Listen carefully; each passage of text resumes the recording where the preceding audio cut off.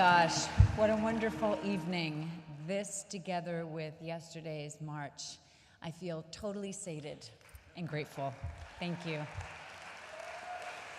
Environmental conservation and the fight against climate change are issues that are very near and dear to my heart. And I just want to say that the word honor has been knocked around a lot tonight, but it is my pleasure and distinct honor to introduce the Honorable Al Gore.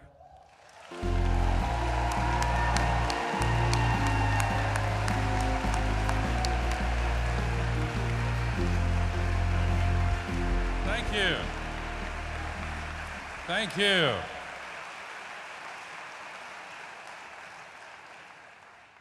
Thank you very much, Kyra, and thank you, ladies and gentlemen. And before I say anything else, I want to deliver my main message. Congratulations to all 25 winners tonight. You are inspiring. Thank you for what you've done. You are an inspiration. I'll tell you, if you all can do so much with so little, why can't governments do more with all of the resources that they have?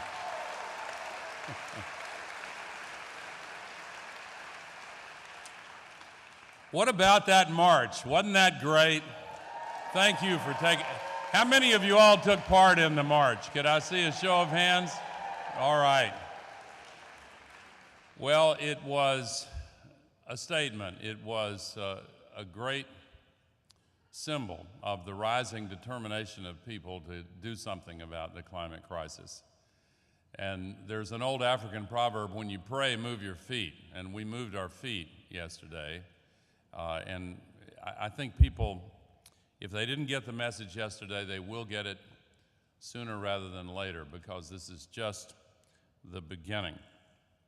I also want to acknowledge to this audience how important it is, and this program has made it clear, that the entire world recognize the equal role of women and women's empowerment in the movement to develop the poor countries and save the climate.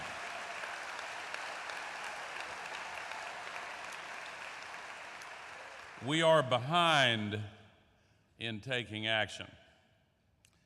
We are behind in recognizing that the cause of saving the climate and the cause of sustainably developing the economy and society in order to empower and lift up those who have had so little must go together in every way.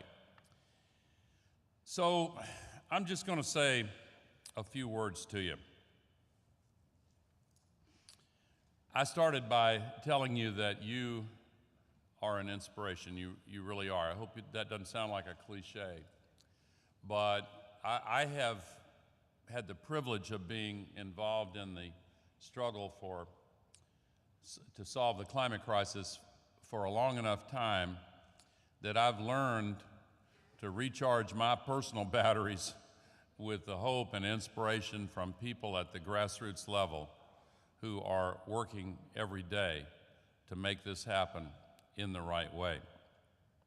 The challenge we face is daunting, and I'm going to talk about that briefly, but I don't want you to get hung up on how hard it is and how big and scary the problem is. We need to know it, and we need to realize it, because it's not going to be easy to solve, but once we get moving in the right direction, it's going to be a lot easier than people think. And as one of those reports that came out a few days ago made clear in great detail, it may actually save us money all the way around, because we're not even counting all of the full costs of the dirty fuels that we're burning and the ridiculously irresponsible practices that we're pursuing.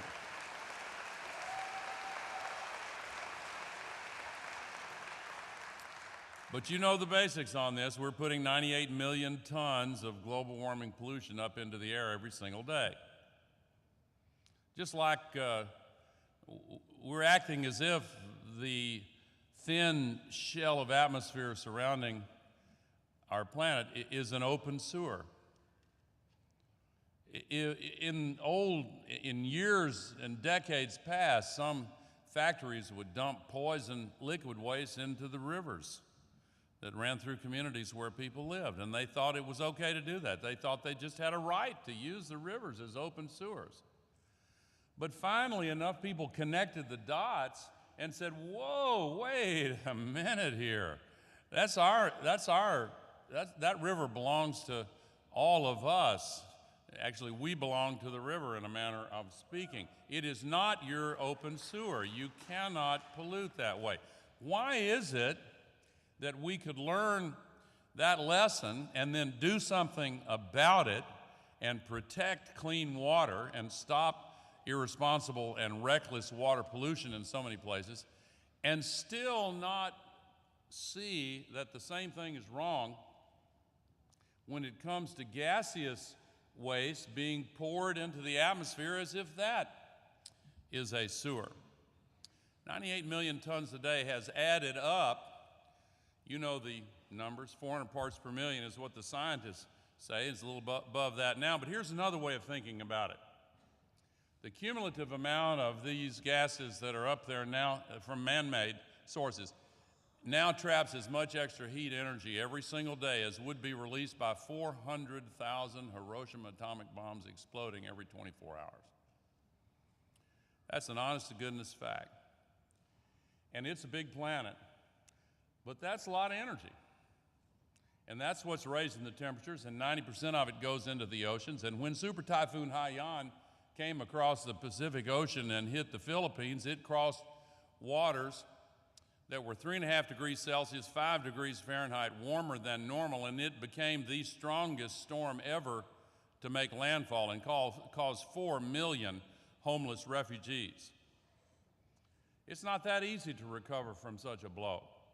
And here in this city, when Superstorm Sandy came across the windward areas of the Atlantic Ocean, it crossed waters that were 9 degrees Fahrenheit warmer than normal, more than 5 degrees Celsius. And so it devastated this city. And people saw what the strength and force and destructive power of these storms can be and how they're growing. And of course, the extra heat in the oceans causes them to evaporate more water vapor up into the sky, and that means the sky is much more humid, 4% more humidity, and so when the storms release a downpour, we get these enormous downpours. My hometown of Nashville, Tennessee, had what they called a once-in-a-thousand-year rainfall just 3 years ago. Thousands of my neighbors lost their homes and businesses and didn't have any flood insurance because there had never been any floods in the memory of man in those areas. And there are places all over the world where that's happening.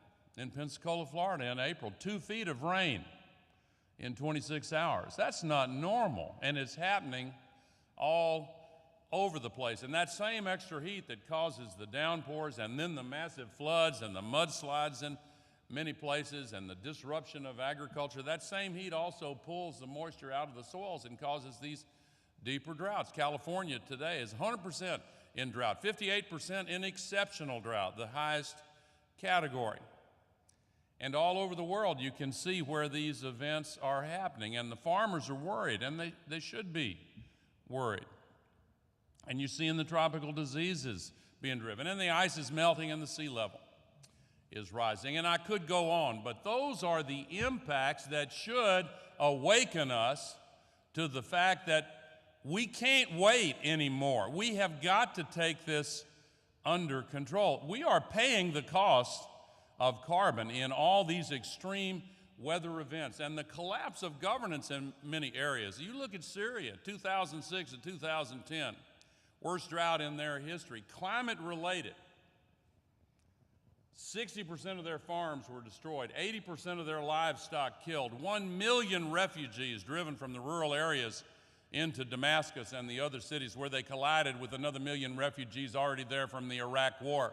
And WikiLeaks published a document where the internal Syrian ministers were saying, we can't handle this, it's going to cause an explosion.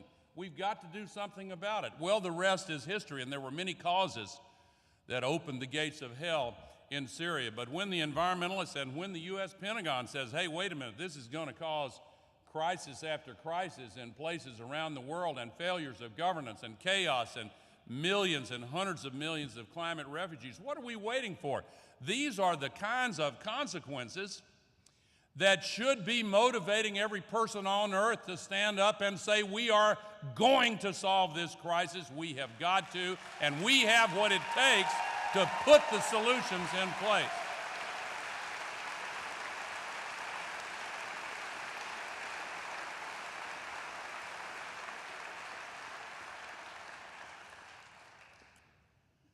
Now, here's the good news.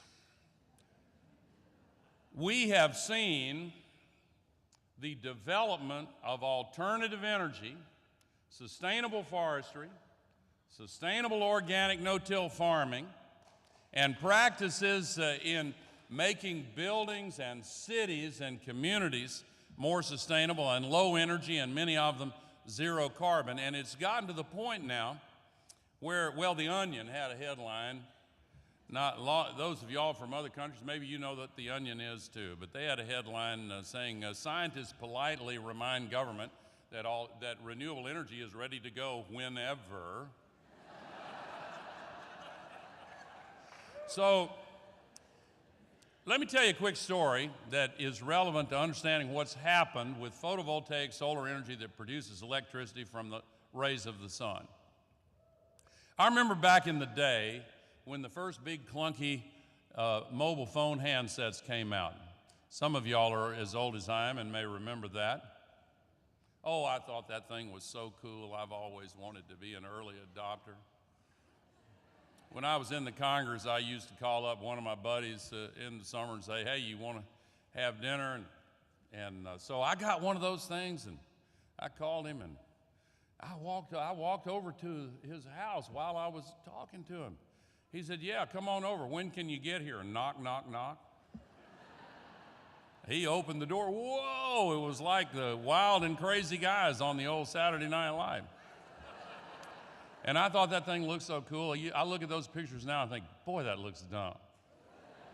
But back when those phones came out, AT&T was then the only company, Ma Bell. They said, hey, maybe we can sell some of those things. Let's do a study and figure out how many we might be able to sell so we can plan ahead. This is 1980.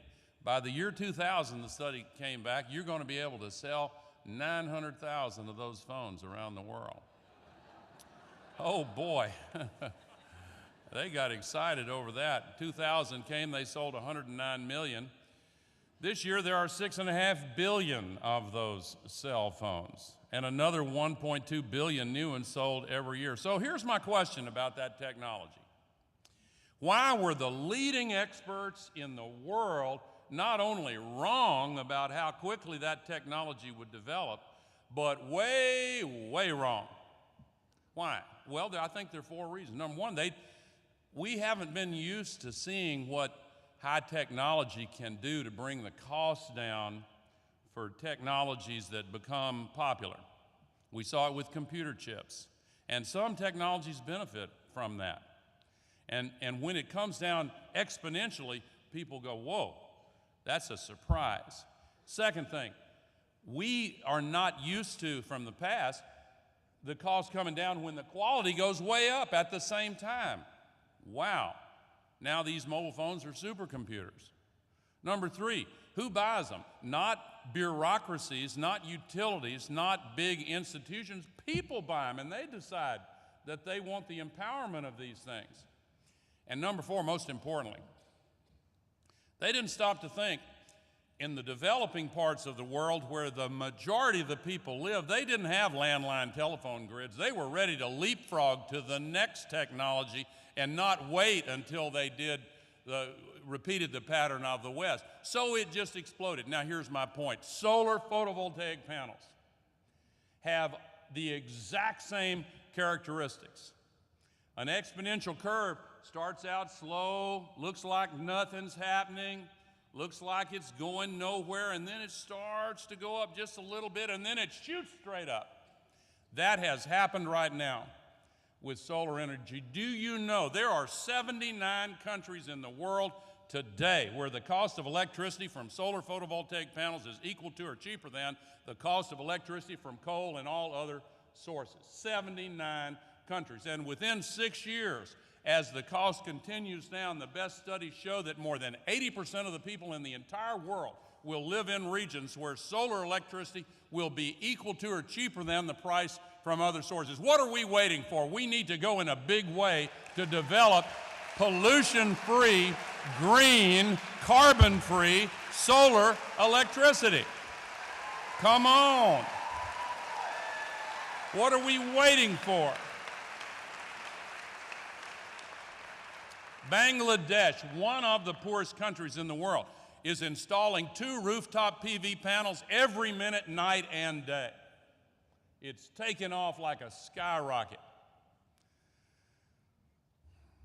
How much new electricity generating capacity came here in this country from coal this year? You know the answer is 0. Because it's no longer competitive and because activists have helped to shut down so many of the coal plants in the United States.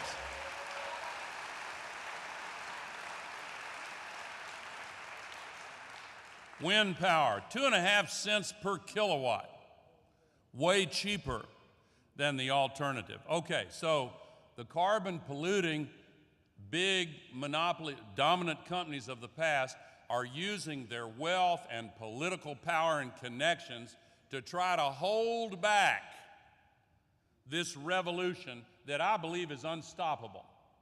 But let me tell you, when the cost gets cheaper, it's sort of like the difference between 0 degrees and 1 degree Celsius or 33 degrees and 32 degrees Celsius. That's not a difference of 1 degree. It's the difference between ice and water. And in the same way, the difference between more expensive than and cheaper than is not a minor difference. It's a difference between markets that are frozen up and markets that are liquid. And as the price continues to come down, Katie, bar the door. This revolution is going to be unstoppable.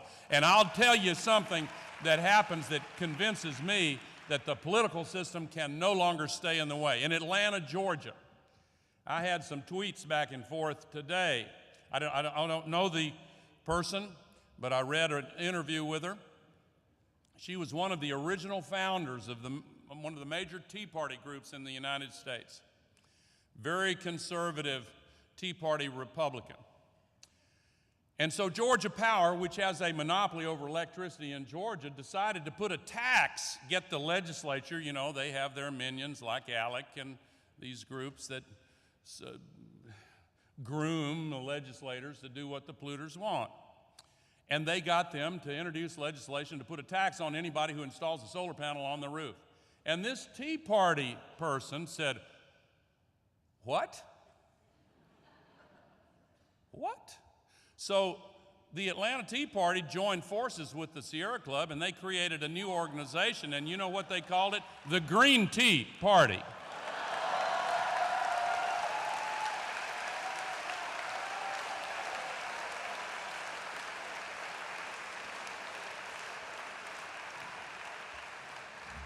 And they defeated that legislation in the Georgia state legislature. And all across the United States, Republican-controlled legislatures have not been able to stand up to the public pressure from people, regardless of party or ideology, who had the same reaction. You want to keep me from using solar instead of coal? You got another thing coming.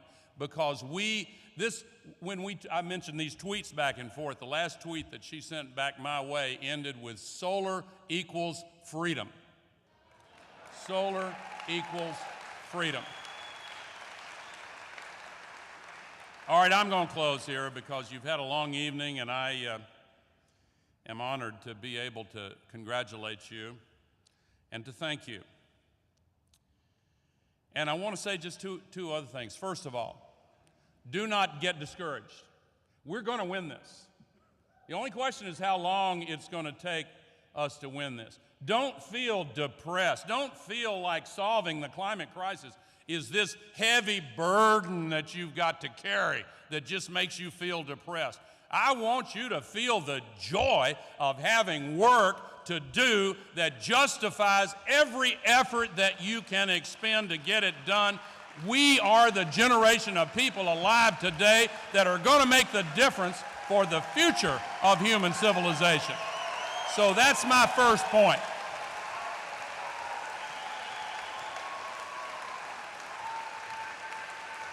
Do not weary in well-doing. We are going to win.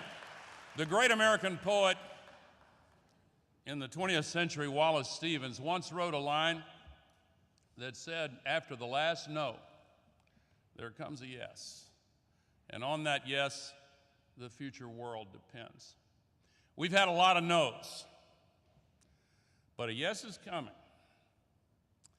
And you know what? Every great social movement, the abolition movement, the movement for women's equality and voting rights, the movement for civil rights, the movement to end apartheid, the movement to end the nuclear arms race, the movement for equality and freedom for the LGBT community, all of these movements faced no after no after no, but after the last no came a yes, because any question, when it is finally resolved into a binary choice between what is right and what is wrong, has a foreordained conclusion because of who we are as human beings. We are going to do what is right as soon as the choice is clear, and it is becoming clear, because Mother Nature is speaking up and saying, we've got to do it. And the technology businesses are showing us that the cost is coming down and we have the opportunity. So we have to make that choice. Now, finally,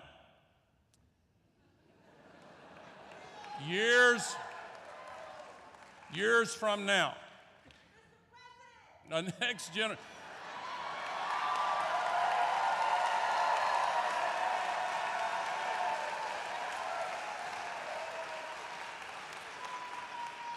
I was president of the Senate. I appreciate that.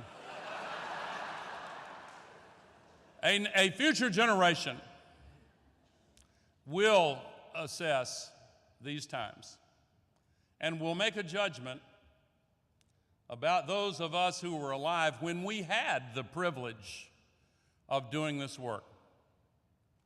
And depending upon the circumstances in which they find themselves in the future, they'll ask one of two questions. I believe I know which one it will be.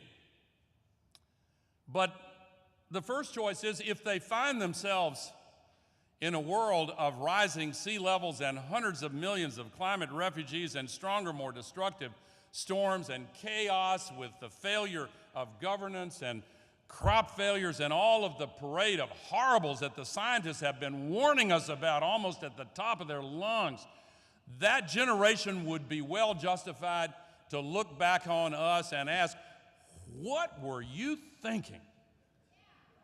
How could you possibly have failed to see and hear and feel and connect the dots and understand and then rise up and act? What were you thinking? But if that generation finds themselves in a world filled with hope, a world of renewal with hundreds of millions of new jobs, retrofitting buildings to be efficient, installing solar panels and windmills and energy efficiency and sustainable forestry and sustainable fishing and sustainable agriculture and building up communities that are healing communities. And if they look at their own children and feel in their hearts that their children's lives are going to be even better still, I want them to look back on us in our day and time and ask that other question. How did you find the moral courage to shake off the lethargy, to open your eyes and open your hearts and put your hands to work to build the future? And part of the answer will be, a big part of the answer will be,